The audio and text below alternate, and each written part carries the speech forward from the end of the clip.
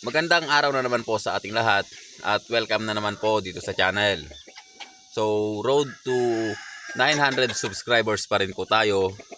Kaya muli po, kayo po ay inanyayahan namin na kung kayo po ay hindi pa po nakakapag-subscribe dito sa aming maliit na channel, ay sana po mag-subscribe kayo and pakiclick na rin po yung notification bell para naman ma-notify kayo pag meron po kaming bagong ilalabas na video. So, ngayong araw ay dinala po natin itong ating mga manok na panabong. So, susubukan po nating magparami rin ng panabong.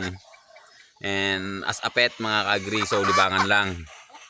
And titignan natin sa mga susunod na panahon kung meron tayong magiging market sa mga ganitong klaseng manok. Pero sa ngayon ay magpaparami po muna tayo. So mayroon po tayo ditong Hatch Gray. And yung inahin is Hatch din po. Kaya medyo maliit nga lang po yung inahin. Hindi po ganun kagandahan yung height. So susubukan lang po natin mga ka-agri. And sana ay maging successful itong gagawin nating pagbe-breed ng ating mga panabong na manok. So yung isa natin, yung pula, yung Kelso is medyo na disgrasya po. Ano na po yung mata niya ngayon? Isa na lang po yung mata niyang hindi ko alam kung makaka-recover. So dito po tayo magbe-breed ulit sa bagong gawa naming bagong gawang kulungan. Actually pinaka latest na kulungan. So dito sa kabila, dito ko sana dadalhin. Ang problema lang dito is may nangingitlog. So hindi naman pala siya problema. Kaya lang may nangingitlog kasi dito na manok natin na gala, yung mga native. Kaya dito natin sila dadalhin. Kasya naman sila dito dahil dalawa lang naman sila. And ayun nga, hopefully is makapagparami tayo ng mga ganitong klase rin ng manok.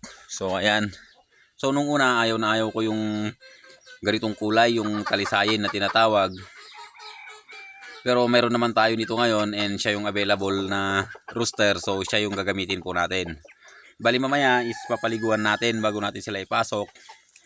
So ang gagamitin natin is ito yung washout.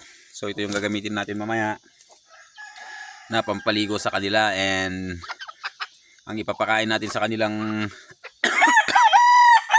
patuka is Integra 4 para naman maging maganda yung quality ng kanilang magiging yung similya ng ating mga itlog kung sakasakali mga ka-agri. So ayun, susubukan lang natin na magparami and titignan natin yung magiging resulta.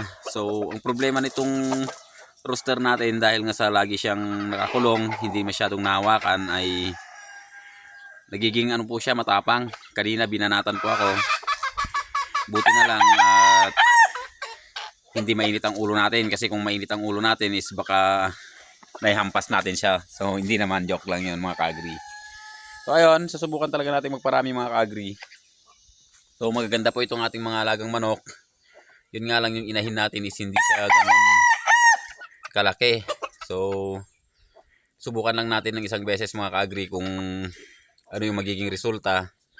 So subukan na lang natin na mamili sa mga magiging anak nila kung may magaganda yung size. So sa ngayon ay magpaparami muna tayo. And gagamitin muna natin tong facilities habang hindi pa naman natutuloy yung proyekto.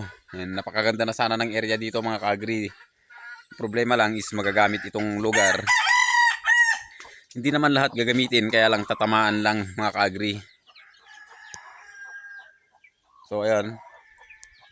So napakaraming bunga ng kalamansi mga ka-agri. Bali kumuha tayo kahapon. And ayun nga. So nagtilaok yung manok natin. Ganadong ganado na may sama natin sa inahin.